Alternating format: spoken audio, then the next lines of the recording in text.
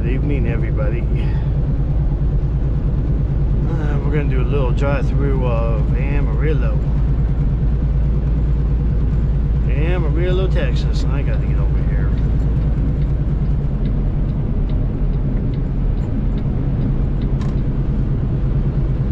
I was kind of worried about this part. We're coming up to the same limit, so people might start acting a little weird. Acting a little weird. This guy's only doing like 55 by the looks of it.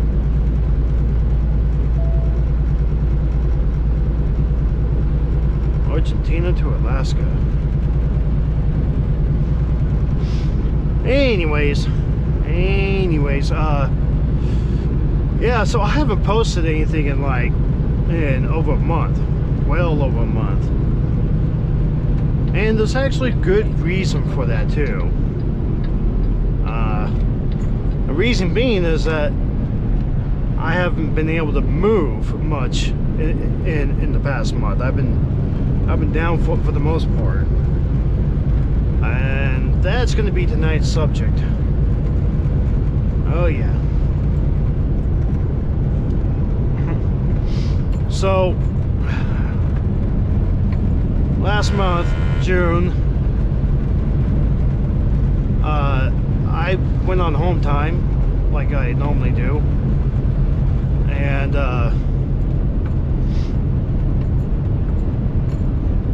figure out what this guy is doing really quick.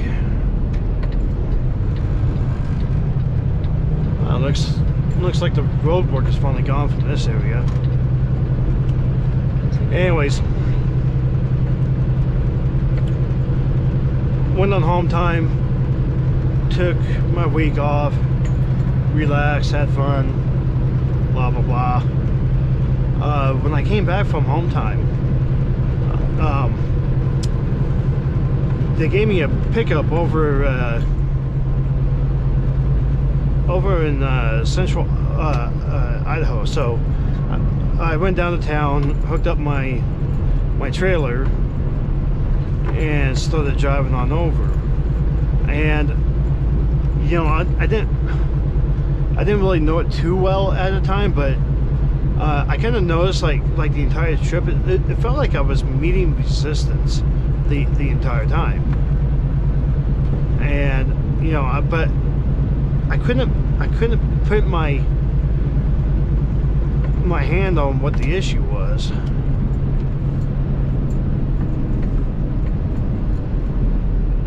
You know, it felt like I was dealing with wind, and looks like I got to move over. But I didn't really see wind out there or whatnot. In any case, I got loaded up, started moving out again, and once I was loaded, then I really started to notice like a big difference. You know, it seemed like I had to work a whole lot more just to get the truck up to speed, whatnot. This really came to light when I got back on the freeway, because when I came down the ramp and finally got on the freeway, I couldn't help but notice that I was only doing like 35 miles per hour. Okay, generally I can get up to at least like 50 to 55, no matter how loaded I was.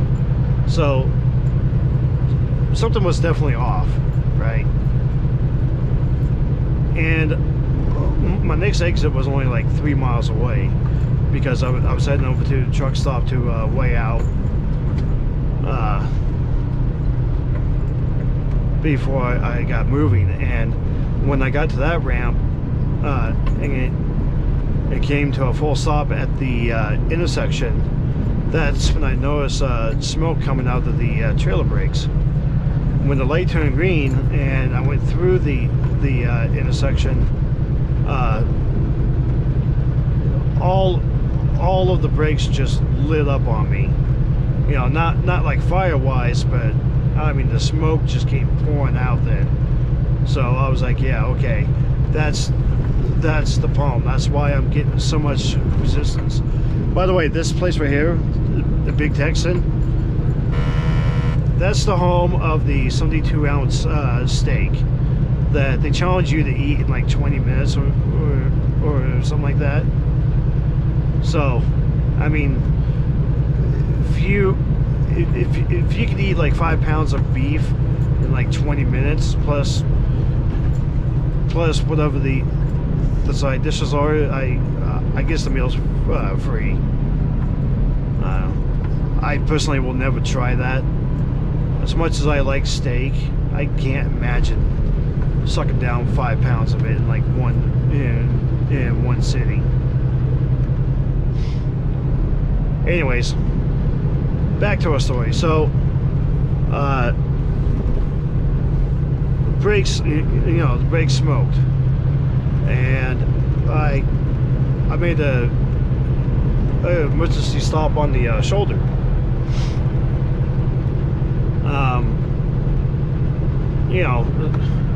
First thing that we always do is call our road breakdown guys. Of course, I was on hold with them forever, and I got out and started trying to troubleshoot what was going on. And eventually, I worked my way back up to the truck.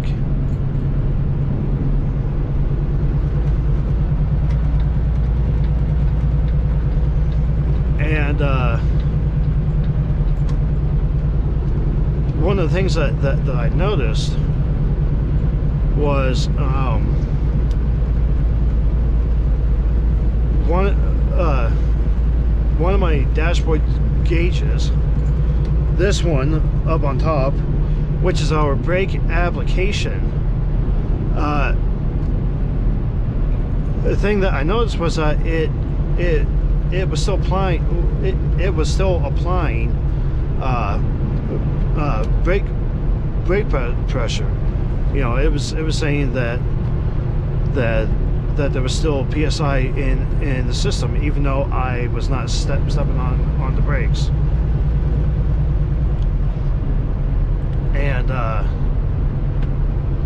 And I found out that I could get rid of it by pulling the red knob, which is the trailer knob. Boy, you guys are daring.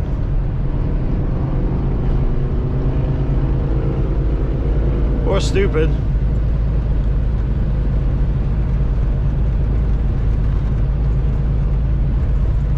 So I was able to release my brakes and get the trailer down to the truck stop that I was intending on going to, which they happen to have a Bosch shop. So I parked there, go in, tell them what the issue is, and the guy was sure that it was a trailer issue, and what he said it was the SR5 valve. Basically, with the air system that we have in these vehicles, you need air to stop the brakes, and you need air to lift the brakes. And the SR5 valve is the part that decides where the air is going to go. Now, I was discussing this issue with many of my fellow drivers, and I kind of made mention that a lot of us have seen what it looks like when the SR5 valve doesn't work. When in the case of trying to slide tandems and the wheels just roll, okay, the SR5 valve is broken, and it's not sending air to the brakes to keep them locked down. So the wheels just roll, makes it really hard to slide the tandems. In my case, it was just the opposite. It kept applying air to the brakes to lock them down when I'm trying to move. Yeah, that's a work zone speed right there.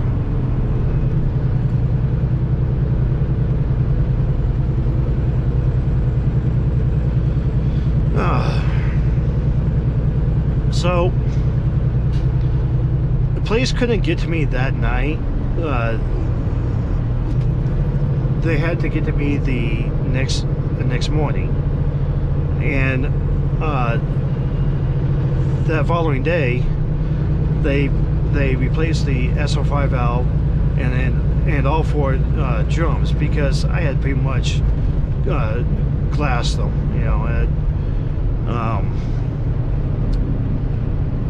you know, by smoking them the way that I did. I got going about 2 p.m. I think it was. I actually tried to make a video then, you know, since I was getting back on the road. You know, I finally got the truck scaled out, got it filled up, was getting back on the freeway. But as I was talking about the issue for a video, I noticed once again I was not exactly getting up to speed. I was like, oh crap, you gotta be kidding me. I still have the problem, which was only confirmed when another truck went to pass me by. Instead of honking his horn and doing a bunch of hand signals to signify that something was wrong with the trailer.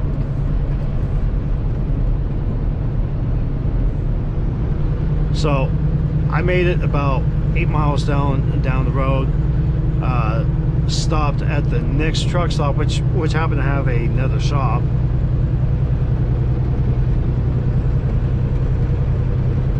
And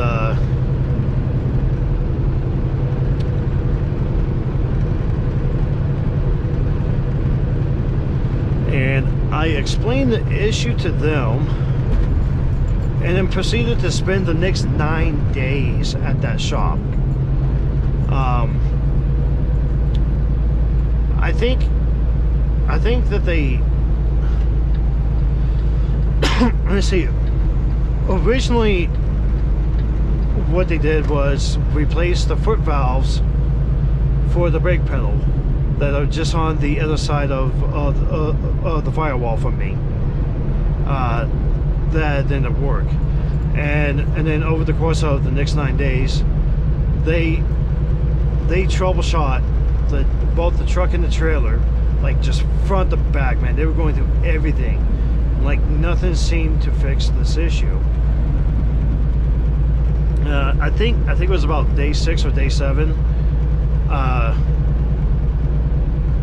We got another driver, some random driver that happened to be at the shop for something else.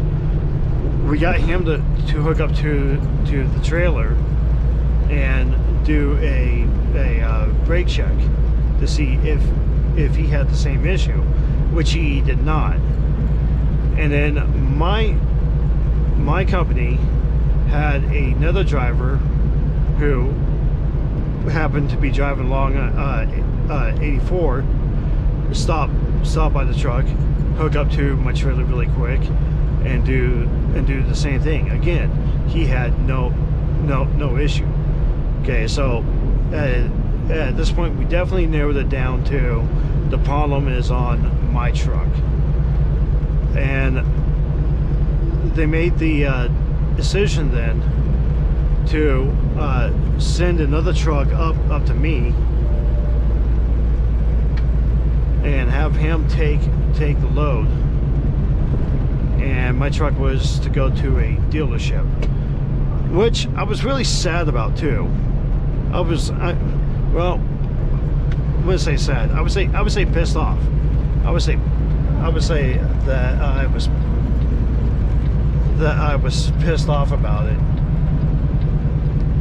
because the load that I was given was going to take me down to a place called the Springfield Underground, which would have made a really good video, and hopefully maybe one day I'll actually get another load there. It's very rare, but it's really cool because it's one of the few places in America where you drive a semi into a cave, and it's not a little cave. I mean, you've got like a 2-lane highway down there. It's crazy. It would have been such a fun video. In any case, I figured since I was only like 2 hours away from home,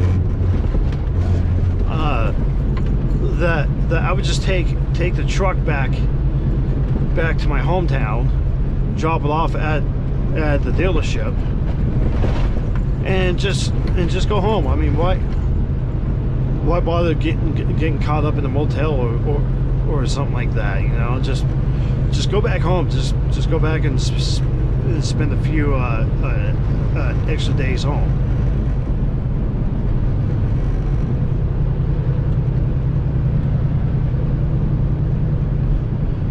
So they got that load done on, or not load, they got the truck fixed and finished up on Saturday, July 3rd,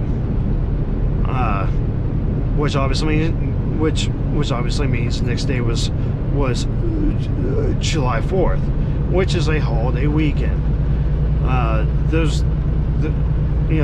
Of course there was no way in hell that I was going to get a job done or get a job on that weekend. So I really had no choice but to wait until Tuesday.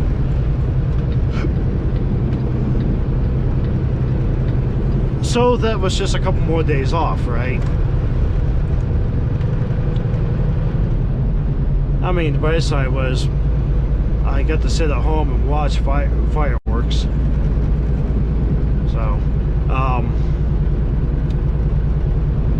So Tuesday rolls around and they get me a new job, another pickup in kind of the same area that I got the first load at. The only difference was that I had to go past it, head over to Burley and get a empty trailer, because I was trailerless at this point in time.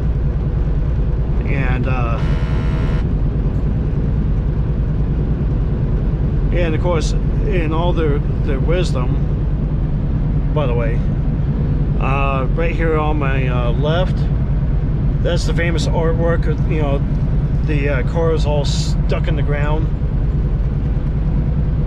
No one really knows who put them in there, why, but everyone likes to stop and look at it.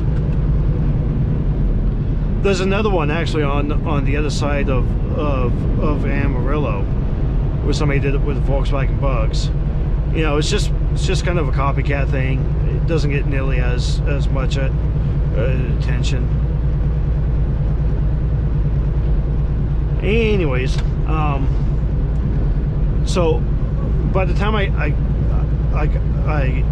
grabbed that trailer, it was actually past my appointment time, and I saw that the warehouse closed at like 3 p.m. It was like almost 5. So the only thing I could do was go back to the truck stop and wait until morning. Picked up the load next morning. Thankfully, it didn't take them very long.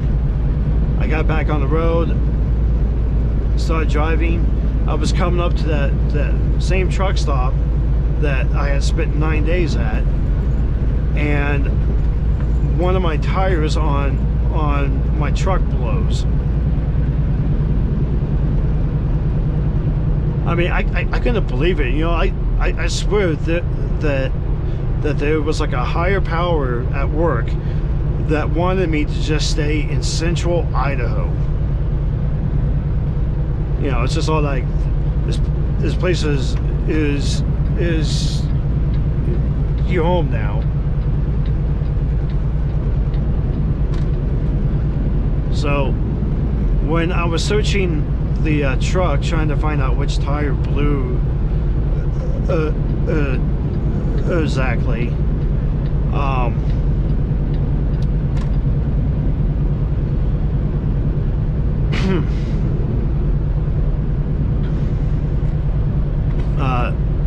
I actually found another flat on the trailer as well. So I told him that we needed to replace at least two tires. Man, what's everyone's deal with parking on the side of the road? They actually ended up replacing 3. It took them about 14 hours to do so.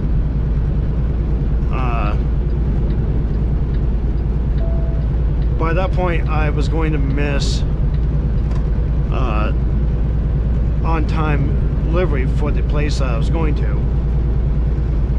So they had to reschedule it from the 9th to the 12th. Well,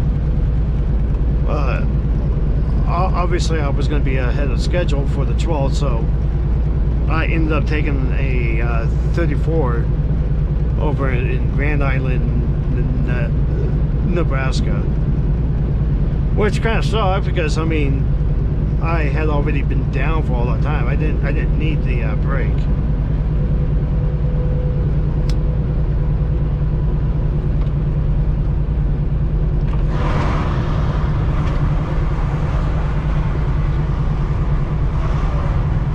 But it happened, whatever. Went and dropped off that load.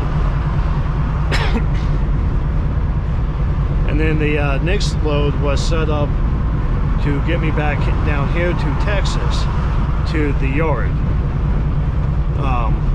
I mean, it was kind of set up like that. I actually should have taken like a more more of a diagonal route, because it was going from Sioux Falls, South Dakota to El Paso, Texas. And the way that I was taking was kind of a lot more curved. In any case, I got a repower over in Denton, just north of Dallas Fort Worth.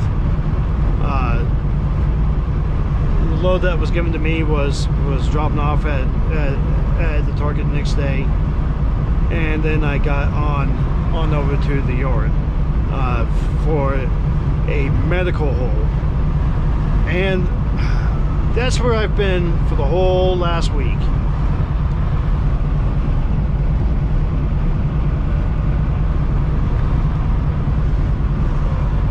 I'm gonna stop at this parking area because I need to take a break.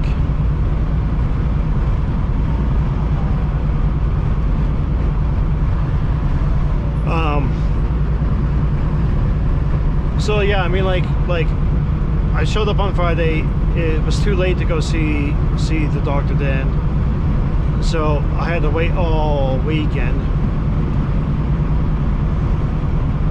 I think this is my rest area. Yeah, my truck parking.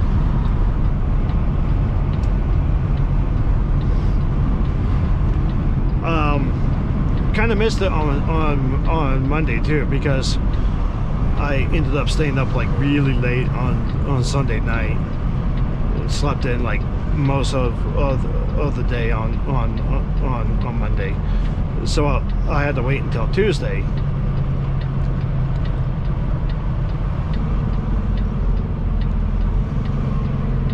And we will just park right here.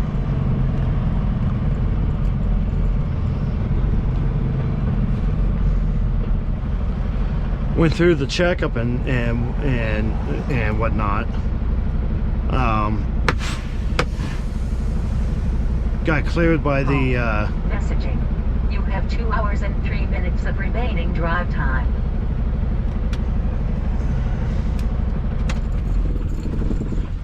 got cleared by the doctor, but by that point in time, my medical card had expired, and what we had to do was create the new one, send a copy of it back to the DMV in my state. That DMV had to update it and confirm to us, and then I would be cleared to go. And my company had me call the DMV of my home state, and they were all telling me it was going to be like 3 to 5 business days. I was like, oh crap, I'm gonna be sitting around doing nothing for like for even longer. Luckily it didn't really turn out being all too bad.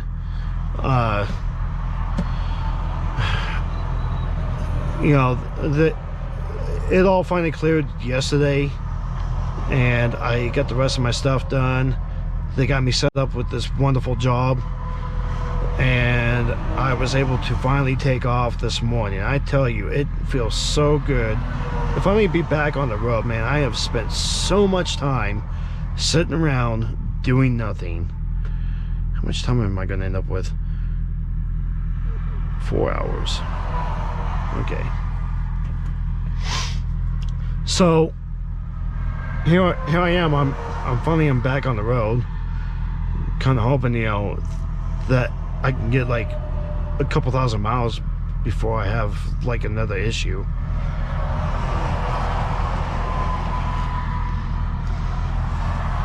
Hopefully I won't be shut down for forever.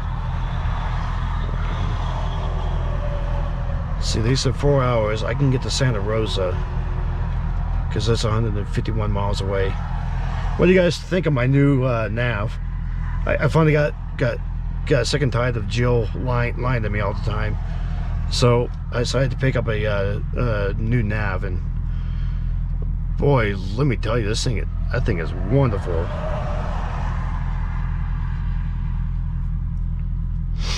So that's pretty much how it's been for like the last month. It's just been one thing after another that has kept me down from rolling.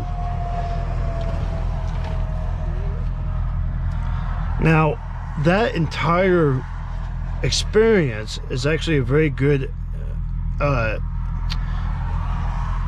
example to use when new drivers ask me if contractors make more than company.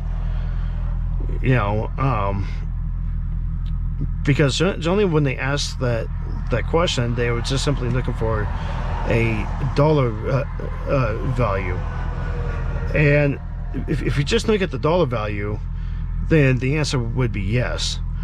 But the thing is that when the company driver goes down, he's not making vehicle payments like a contractor is. In this case, with the few miles that I did, with just those couple of small jobs, I was actually going to come up about $700 short and taking care of all of my vehicle related bills. Luckily, according to my business counselor, I have a couple of these longevity credits. I guess I get credits just for being with the company for so long, and each credit is like I believe it's like $680. So instead of being like $700 in the hole, this paycheck is going to have me be only $20 in the hole. But So luckily that means that I'll be able to get back on track pretty quickly. However, that also means that I'm pretty much am not going to be paid for the entire last month. I personally don't make any money. I make just enough to keep the vehicle paid. So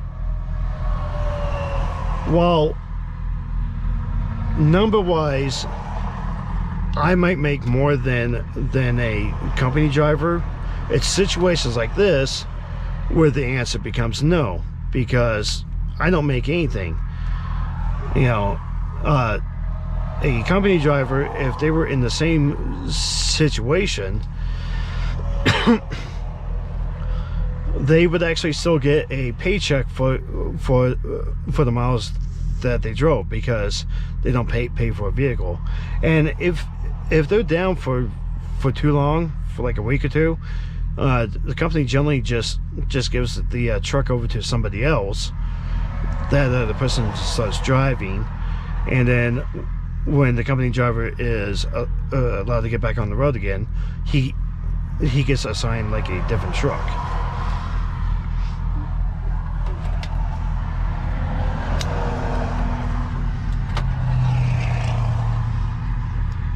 Since I make payments on this truck, I get to keep this truck for however long I am going to use it for, which is great, because I like staying in the truck when I go into the order and whatnot. You know, I would dread the idea of having to go to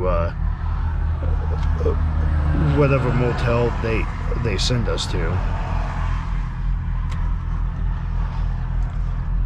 So that's it. I mean, that's what has happened in the last month. You know, it's just mostly a lot of time of me just sitting around twiddling my thumbs, going absolutely crazy. You know, it feels good being back on the road now.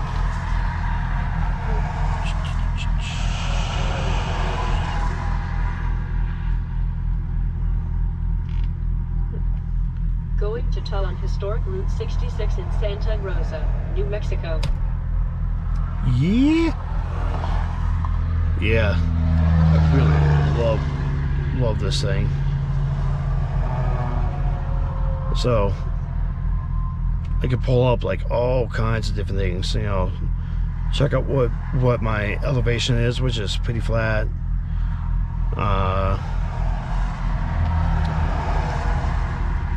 We got up-to-date weather, which we probably won't see much.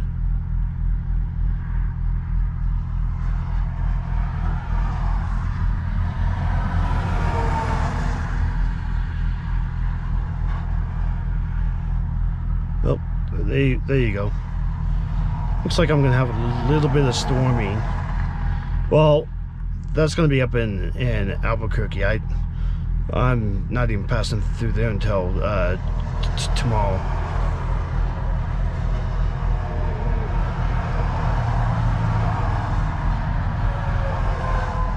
We got turns, we got trip data, brake planner. The notifications. This tablet is actually connected with my phone. So when I put in directions, I generally input the address through the phone, and it connects back up to this guy. This is one of my favorite things, live traffic. This thing is incredible in places like LA, because it'll tell you that you're coming up on slow traffic, and actually suggest alternate routes. I mean, the best part is that it does it automatically. If I'm going through a high traffic area, that sucker just pops up. It's really awesome. And we'll go back to the up ahead. Oh no, that's not the one I did. There we go. Go back to the cities ahead.